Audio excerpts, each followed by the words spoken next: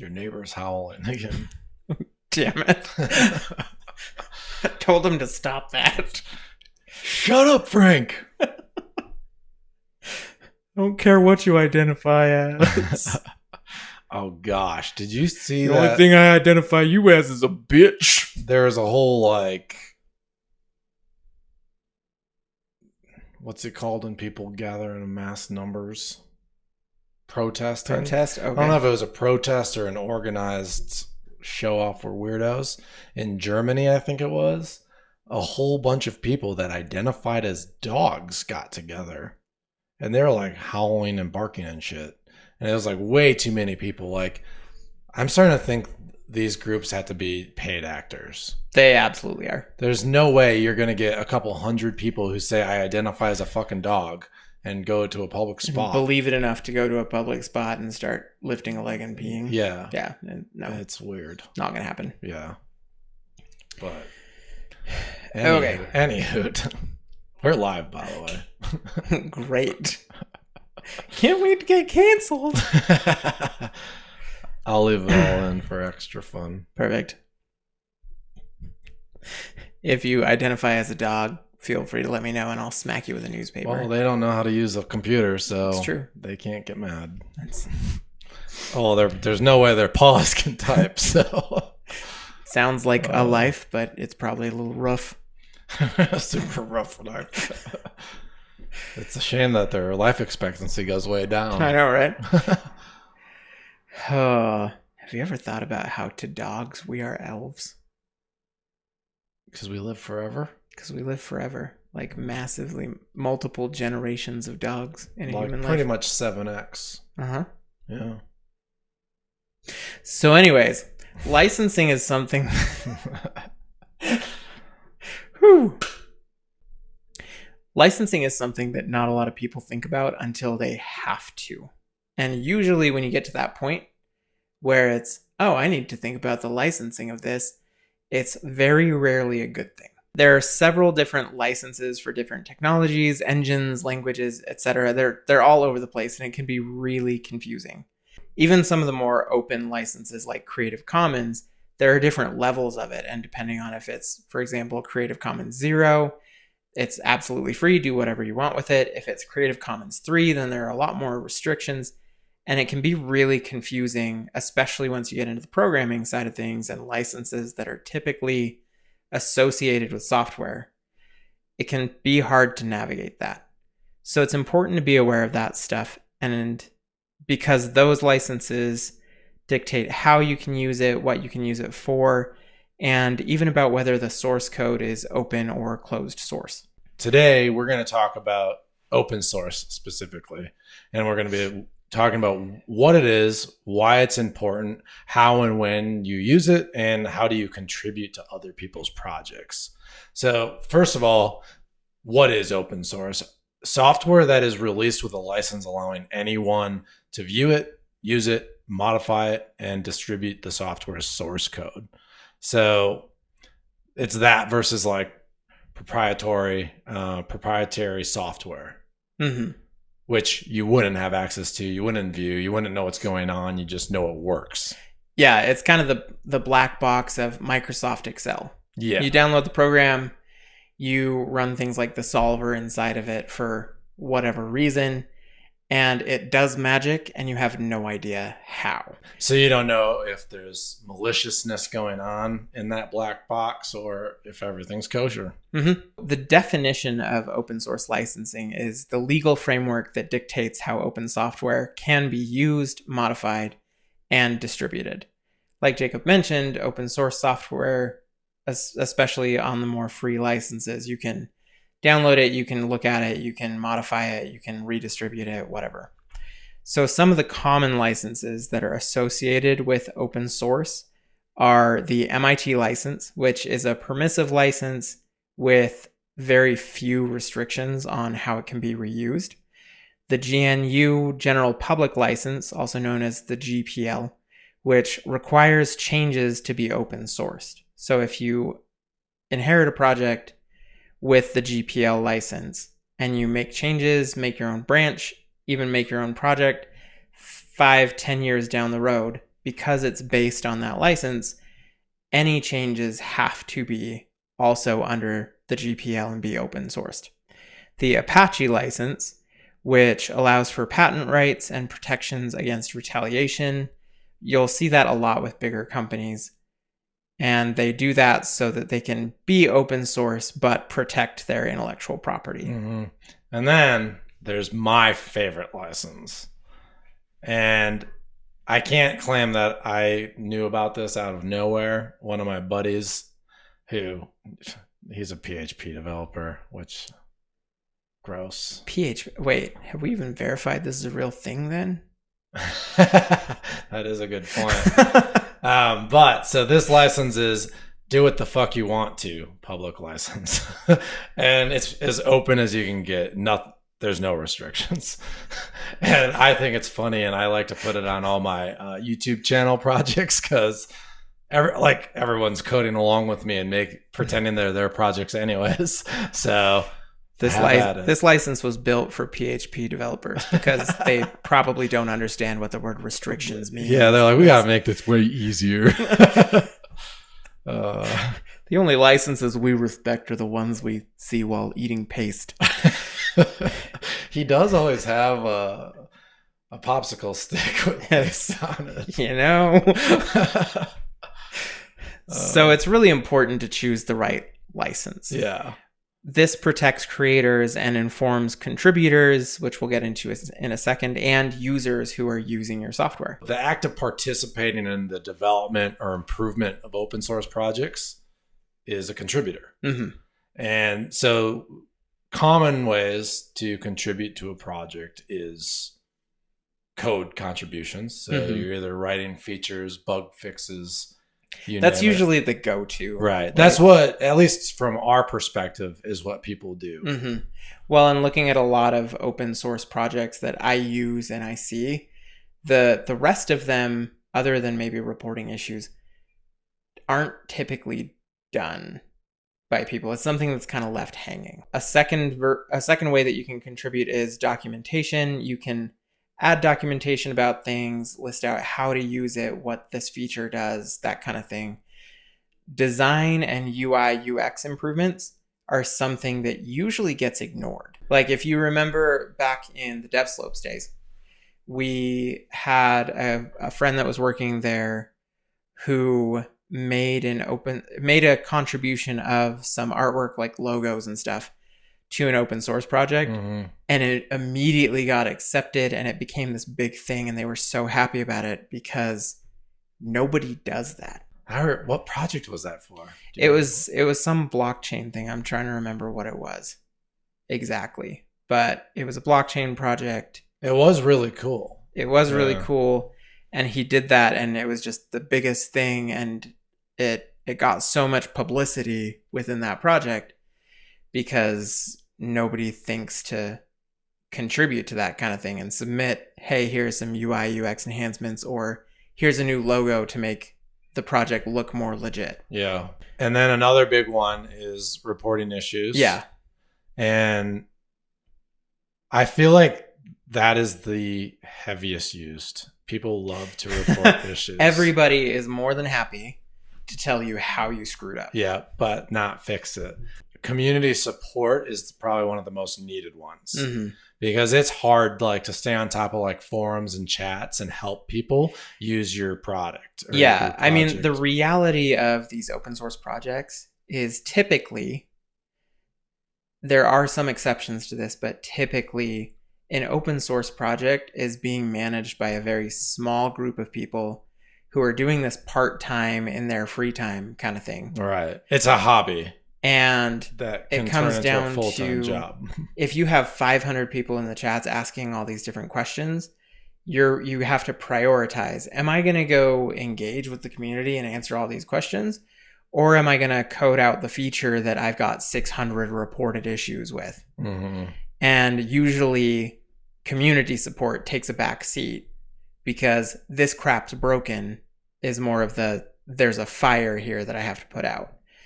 And so that community support gets ignored a lot. And I don't blame the people behind the projects for it because it's a priority thing. And I'd rather have it working than feel special because somebody responded to my thread. Well, let's be honest. Most code projects, the people that created them want to create them, not be representatives, and a customer lot of the service ways representatives. that people are reporting issues and things is through GitHub issues, and usually they're not even issues. Like a lot of these things are, how do I do something that is already clearly listed in the documentation? Oh, wait, and timeout. This would be a good time. Like, don't just say it doesn't work. You have to give. We need more information than that. You need to give steps that you took and why it's not breaking. You want to take video? Take video, please. Yeah. Show us. Yeah. Because I have a client right now who I inherited the project. I'm trying to clean it up and make it more usable for them, more user-friendly. And I'm getting reports of customers aren't using this image taking feature because they hate it. And I asked, okay, cool. Why do they hate it? Like, what is wrong with it that needs to be fixed? I don't know. Mm-hmm. They just said it sucks. Cool. Well, I'll get right on that one. So let me go and guess what sucks. And it's really hard to debug things. It's really hard to read people's minds over the internet of random anonymous users to fix things. So you want to report an issue? And be detailed. Great. Be detailed. Details. So you help everyone. Otherwise, your issue will just be ignored, honestly. And it'll turn into 600 replies of, well, is this happening? Is that happening? What are the specs of your machine? What environment are you in? Right. Be detailed. You're a programmer. Or at least consult one. Yeah. Dang it. The significance of pull requests is pretty huge in the contribution process. And that's mostly related to the code contributions. Because the whole process that people tend to misunderstand is there's an open source project. I see an issue. I decide I'm going to help by fixing this issue. I don't fix the issue and then say, okay, it's fixed, and they pull it in and everything goes smoothly. There's usually a gatekeeper that's there looking at contributions, making sure that things match up, things are actually working the way they're intended. And a lot of times in bigger open source projects like Godot, for example, the whole ecosystem is based around build what you need for the engine. And if you want to contribute and make the engine better, submit a pull request. But people just go ham on, here's a feature nobody asked for that I think would be cool. Yeah. That doesn't fit the flow of anything else that this engine does. And then they get really mad when it gets rejected because how dare they? And so just because somebody builds a feature or makes a change or fixes a bug doesn't mean that it's immediately going to get pulled in. Mm-hmm. There are these things called pull requests which happen, which is when I say, hey, I made this thing, and I send it to the gatekeeper, who's a project admin of some sort, and say, would it be cool if we merged this into the code base? And they review it, they review the code, they look for security issues, they look for code cleanliness, a laundry list of things, and they can either accept it or reject it and give me some reasons. So they do the pull request, they review that code, and then depending on what happens, it'll either get pulled into the open source project or it won't. Mm-hmm. And that process can take a really long time. Even in these open source environments where you've got a ton of people working together, there's supposed to be some kind of gatekeeper there to keep things clean, make sure things are working. And it's not a straightforward process. Right. Why is open source important? I think the number one would be the collaboration. Like it brings a diverse group of people or individuals around and from all over the world to work on one project. Mm-hmm. So I think that's really cool. Number one, that we can work all around the world on a single project together and get feedback from other people and make these amazing products, right? And that goes into like the innovation of things too, and just rapid development and iteration and all this awesome stuff at our fingertips. Mm-hmm. Another big reason why open source is important is transparency. Anybody can inspect the code. They can look for weaknesses, security flaws, that kind of thing. And it's a double-edged sword, but we'll talk more about that in a minute. But this can lead to much more trust, a higher level of trust in that software versus something that's closed source. And they just say,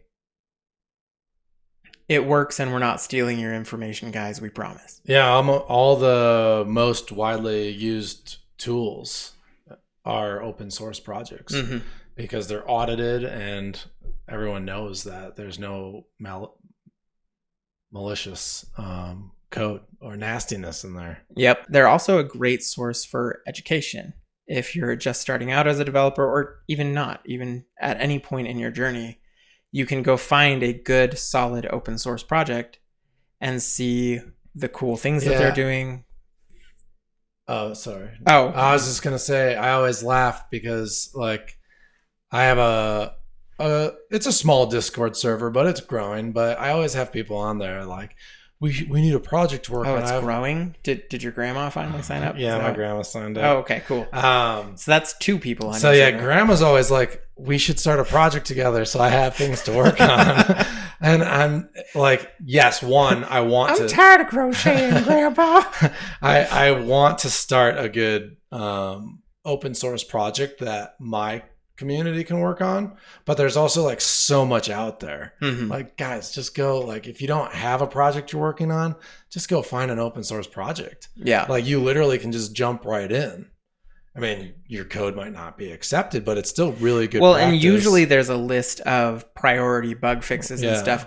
There's some kind of guide of, we need help, here's a list of things that you can start on. Yeah, and you can just jump on the easiest one, do whatever you're capable of doing. That's the best part. Like, you could just like fix the README file and then be a contributor to an open source project. And there are even projects out that people look at open source and they usually think free, nobody's getting paid for this kind of stuff. But that's not always the case. And there are actually a few repos that I've found, a few projects that I found where it's an open source project and they have, hey, we need help with this thing, but it's also a bounty board. Oh, nice. And you can actually earn cash or swag or a list of things to help incentivize people to build on the project, take care of high priority things. And it's basically an idea of, rather than having a full-time staff managing this, we're just going to have programmers as needed. And whoever takes care of this project, whoever takes care of this bug, whatever, this feature, they implement it, it gets accepted, and we're going to pay them for it, and we're done.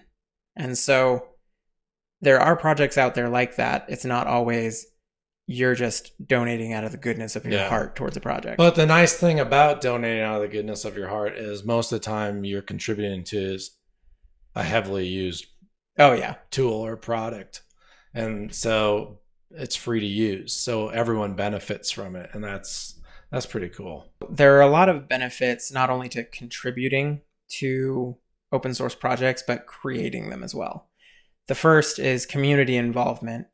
You can get a lot of contributions and improvements from the community and build a fan base for your application of developers who are helping build this thing. Because people like to feel like they have stake in something, like they are partial owners, and it can bite you in the butt when people get really too attached, is a nice way to put it. But you can also build a community off of it and say, hey, look at this cool thing that we are building. And it gets people emotionally invested in your product rather than here's just a thing I built.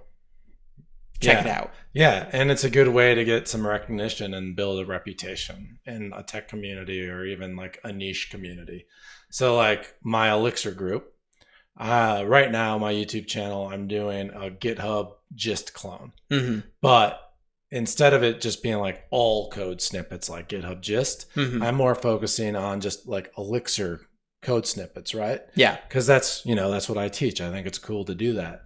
But so I'm going through this process and I'm going to get the project to like a good MVP version, but I'm going to leave it to the point where it's not mobile friendly. Mm-hmm. It's missing a few features, but then I'm going to open source it and I can have a list of all these things people can contribute to. So now I just taught, you know, this project on my YouTube channel, and then when it's finished, it's deployed, and now all these guys that I just taught can go and contribute to all the other features that we want to finish, and it can become a really cool project. Nice. Yeah. And then after they make it all pretty and everything, you need another group of students. You just get reset hard and then I start over. Yeah. No, but I think that'll make it a lot more fun too. Oh, for sure. Because like it's hard to start open source with nothing. So that's like, so I'm kind of doing the beginning. Yeah, you want it to not feel overwhelming. Yeah. You want it to have a foundation. Here's the base thing. Here's the idea of it. Here's the look and feel. Here's the basic architecture. And then you can get help with it through open source contributions. Yeah. Because people can look at smaller tasks and it's not something daunting. And then like what's cool is I have my little community. Like it's like 300 people now in Discord, which I think is pretty dope. But they can talk and get excited about it. And then when they do pull requests and we have new features hit, we can talk about it, be happy about it, and it's live on the web, you know, like that is really cool. It's your Discord server is a lot larger than mine. I just sit there and talk to myself in different we have a Discord channel of 3 people. It's going well. No. But yeah, so another big benefit to creating open source projects is the feedback loop. You get really fast identification of bugs or issues because you have tons of people looking at it. And granted, you're going to have to check your ego at the door.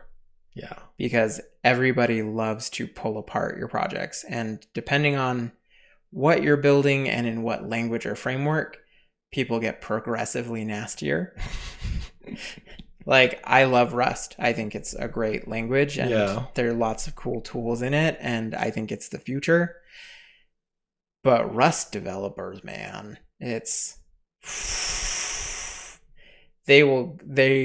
their bread and butter is looking for minute, tiny problems and blowing them out of proportion. And so if you've got an open source project, you have to be ready for people to pull it apart. And you have to be ready to hear, this sucks a lot. Yeah. Because people will absolutely tear it apart any chance they get, especially as they're identifying issues. But if you can do that, you get that fast identification of here's a bug, here's an issue. And often people will suggest, even if they don't do like a full formal pull request and here's the code to fix it, they'll still comment and be like, hey, here's this issue. Here's what I think is going on. Maybe check this. And so you get not only the identification of the bug, but you get leads on here's maybe a way to fix it. Does it still hurt you when people report bugs on your code? No. How long did it take you to get over that? Years.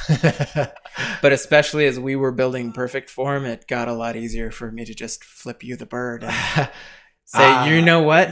You're right. It doesn't work when I'm hanging upside down using iOS 14.723 hot patch 7. It's really funny because I felt personally attacked for a couple of years at least with like pull request comments and then bugs being discovered. Now it's I wrote bugs. I'll go ahead and try to fix them. Yeah. It doesn't hurt my feelings anymore. But it took me a long time to get past that. Oh, for sure. You need a little thick skin or to be a little dead inside, I guess, and then it stops hurting your feelings. I'm mostly the second one, so, you know. Yeah. And then so I was alive until you started asking ChatGPT to explain things to you like you were 5. You loved every moment of that. And then so you were just talking about the feedback loop and going like kind of off of that as you're contributing. Well, I guess as you're creating your own open source, it's great portfolio building. Oh, for sure. because now you are showcasing skills and expertise, and you've managed an open source project. Managing an open source project is no small feat. No, there are tons of major popular open source projects where the original creator has just said, screw it, I'm handing this over. I can't take this anymore. Mm-hmm. And there's no shame in that. No, it's a lot of But, work. You know, it happens. And it requires a lot of organization and planning and all of that. Yeah. Because you have to have it all publicly and available so people can hop in and understand what they're doing. Yeah. And so you can build a nice portfolio off of it. It gives you a lot of really good skills, but you can also get some monetization off of it, which can be a whole business model in and of itself, because it's a lot easier to do this now versus like 5 years ago. There are lots of ways for people to sponsor you, give donations, or you can also have dual licensing, which we're not going to talk a ton about here right now, but that's essentially where you've got different tiers of licensing for this version of it is free, but I'm going to give an additional license. Like my original free one is non-commercial use, but if you pay me $50, you can use it commercially, kind of thing. Mm-hmm. How do you know how that kind of stuff is even enforced? They usually put in production key kind of thing, and they map it to sense.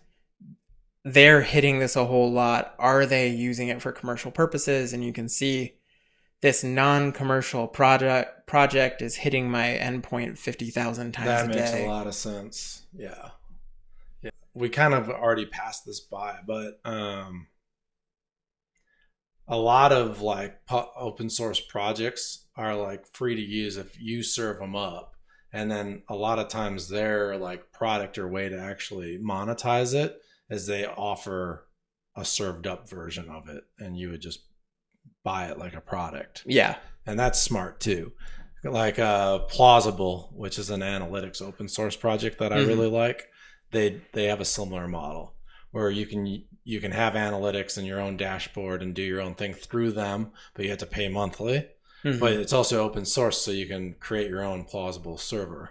Yeah, and then, as long as the license, and I think Plausible does, but some licenses forbid against using their open source code. It's here's the source so you can look at it, but you're not allowed to use this. Yeah, so read the licenses, but yeah. So there are a lot of benefits to using open source projects and creating open source projects, but it's not always sunny in Philadelphia. And there are drawbacks and those kinds of things involved, and there's more that we want to talk about, but we're running kind of long on this episode, so we're actually going to turn this into a two-parter, and we will talk more about this in the next episode. Bang bang, two-parter.